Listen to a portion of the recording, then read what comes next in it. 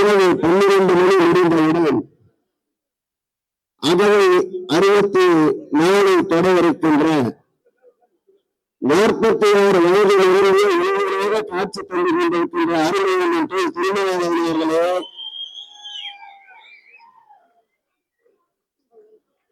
ஒரு போராளியின் சரிதம் எப்படி இருக்கும் என்றால், ஒரு தலைவனாக மாத்திரம் ஒரு போராளியை காண முடியாது. ஒரு போராளி தலைவனுக்கு அடுத்தபடியாக படை நடத்துகின்ற தளபதியாகவும் இருக்க வேண்டும். படை நடத்துகின்ற தளபதியாக மாத்திரம் இருந்துவிட்டால் போதாது, மதிப்பு மிக்க வீரங்களை அமைத்து தருகின்ற ஒரு அறிவாளியாக இருக்க வேண்டும். மதிநுட்பங்களை வகுத்து தருகின்ற அறிவாளியாக மட்டும் இருந்தால் மட்டும் போதாது, தலைவன் இடுகின்ற உத்தரவை களத்திலே நின்று களமாடுகின்ற ஒரு தொண்டனாகவும் இருக்க வேண்டும்.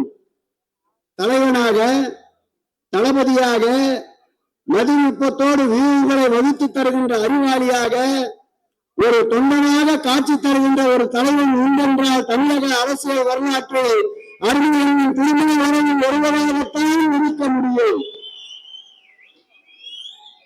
அவர் கடந்து வந்த பாதை 45 ஆண்டுகளுக்கு மேலாக அரசியல் களத்திலே நின்று கொண்டிருக்கின்றார். அவர் சந்தித்த சோதனைகளை போல் இன்னொரு இயக்கத்தை நடத்துகின்ற சந்தித்த தலைவர்கள் இருப்பார்கள் என்றால், இன்றைய தினம் அரசியலிலே சன்னியாசம் கொண்டிருப்பார்கள். அந்த சோதனைகளை சாதனையாக்கிய ஒரு மகத்தான தலைவனுக்கு இன்று பிறந்த நாள். திராவிட இயக்கத்தின் சித்தாந்தத்தை, சனாதன பேர்வழிகளை, மதத்தால், இனத்தால், மொழியால் பிளவுபடுத்துகின்ற சக்திகளை எங்கள் உயிரின் மேலான அன்பு தலைவர் தளபதி அவருடைய கரங்களை உயர்த்தி பிடிக்கின்ற அருமையான திருமணம் பல்லாயிரத்தாண்டு நிலையோடு எல்லா நாடும் வளமும் பற்றி 4 ஆண்டு வாழ்க்கையை இயற்கையின் இறைவனுக்கு தொழில்நுட்ப வேண்டும் என்று கூறி விடைபெறுகிறேன். நன்றி, வணக்கம். ரத்தின சுருக்கமாக மிக அருமையாக பேசியிருக்கிறார் இந்து சமய அறநிலையத்துறை அமைச்சர் அவர்களுக்கு நன்றி.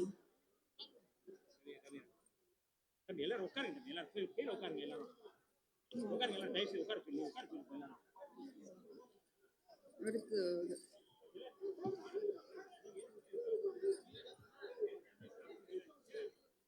2025ஆம் ஆண்டு மிக முக்கியமான ஒரு காலகட்டம்.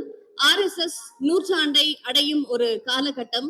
இந்த தருணத்தில் தான் சுதந்திர போராட்டத்திற்காக, தாய் நாட்டிற்காக தங்களையே அர்ப்பணித்திருக்கிறார்கள் என்று பேசுகிறார்கள்.